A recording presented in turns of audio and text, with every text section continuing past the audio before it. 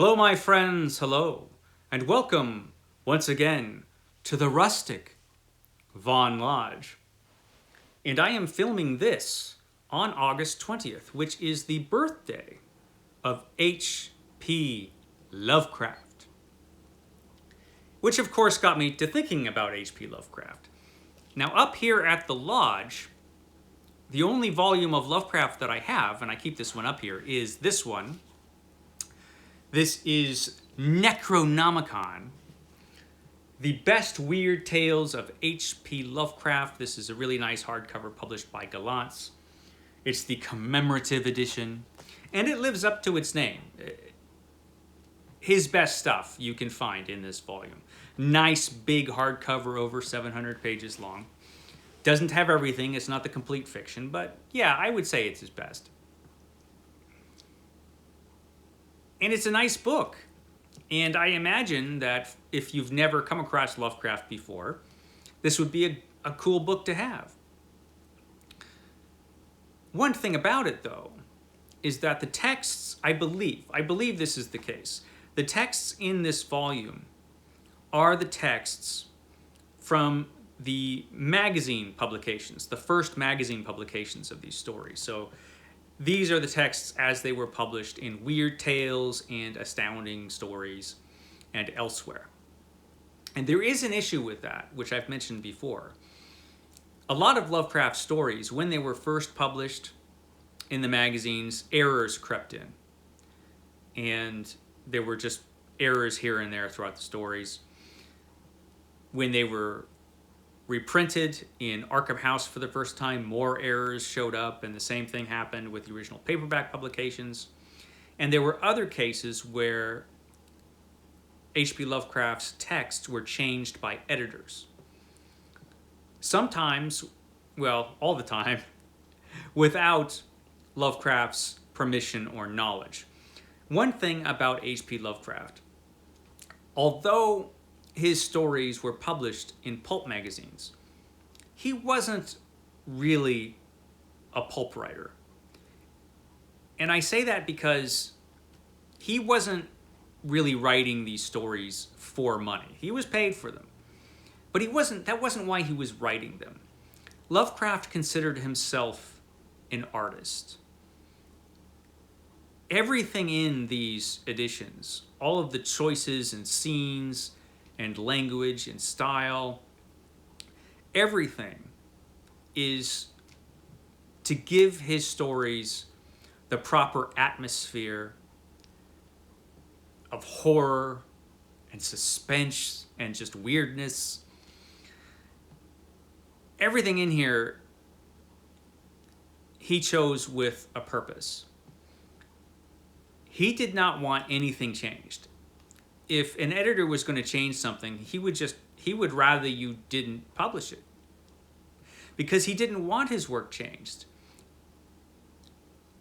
If he finished a story and he gave you the story was the way he wanted it to be, because he was an artist. That's how he considered himself.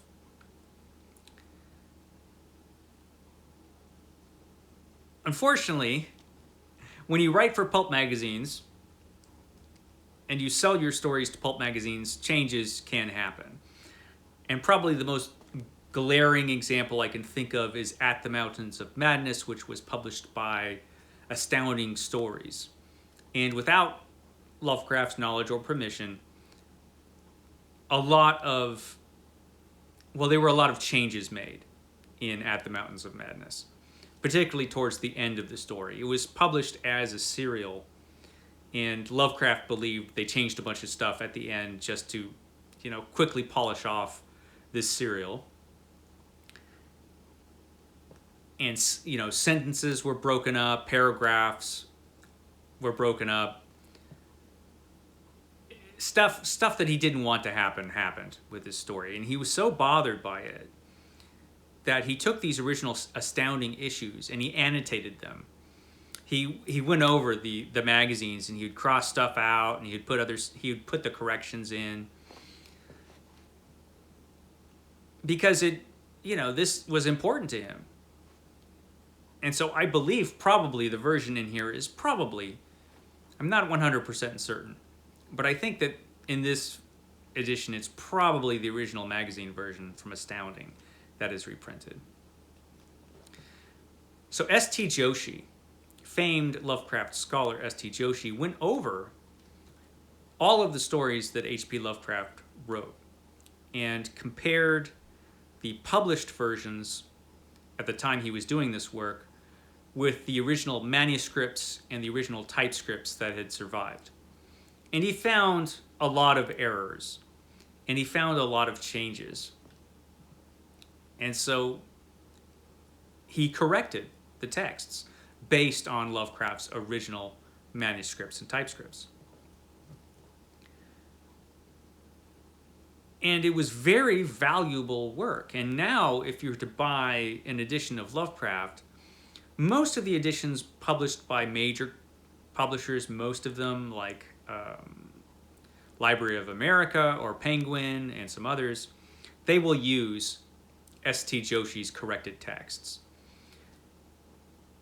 And Gallants could have used them too. All they had to do was, call S.T. Joshi and he would have said, yeah, use them.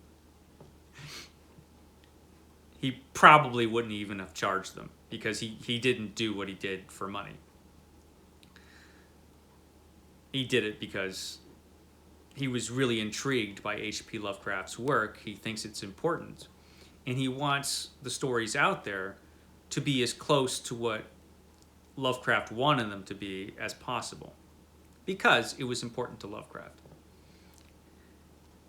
But how important should it be to us, for example? If you're a reader of Lovecraft, or maybe you've never read Lovecraft before, and you don't really care too much about some small changes here and there, and Lovecraft is in the public domain, and if you have an e-reader, for example, you can go, on Amazon and find probably 1,000 different editions of the complete H.P. Lovecraft, in which many of them have all new errors popping up and all new changes. There have been a few that I've seen where it's just like, what are you thinking? Like, there are some editions that take the italics out of Lovecraft stories.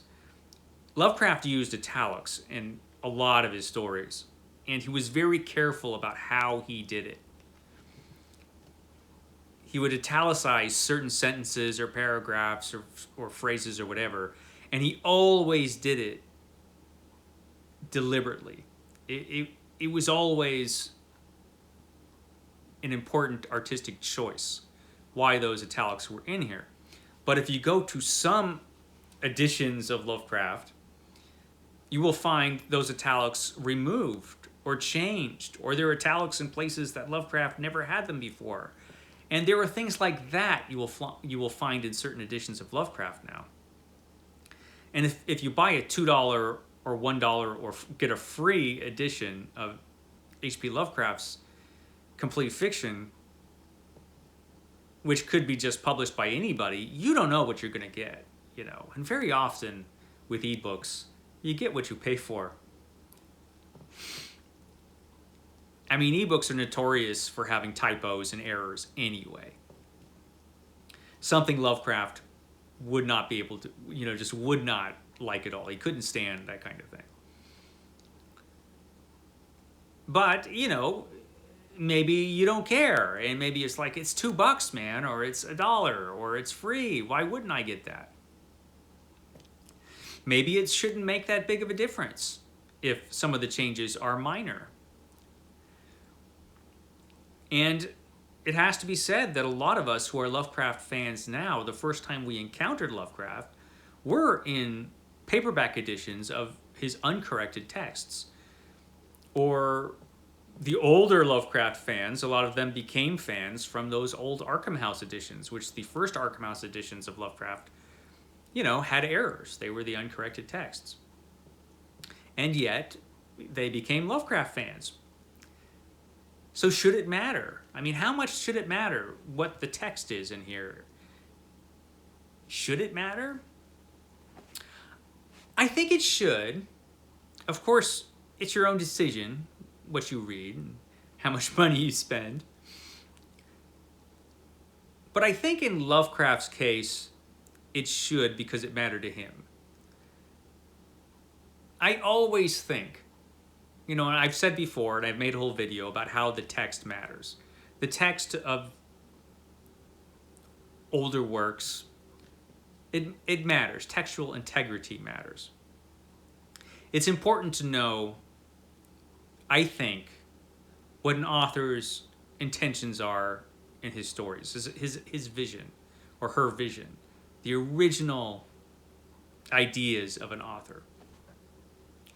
They should be uncorrupted. They should be as close to the author's intention as possible.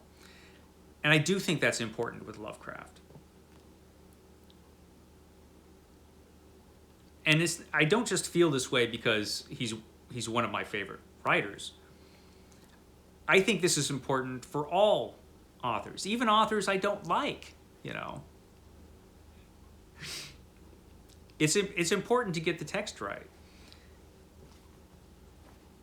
And there's been such an issue with Lovecraft's text because of all of these errors and deliberate changes and things like that, that if you can get the corrected texts, my feeling is go for those.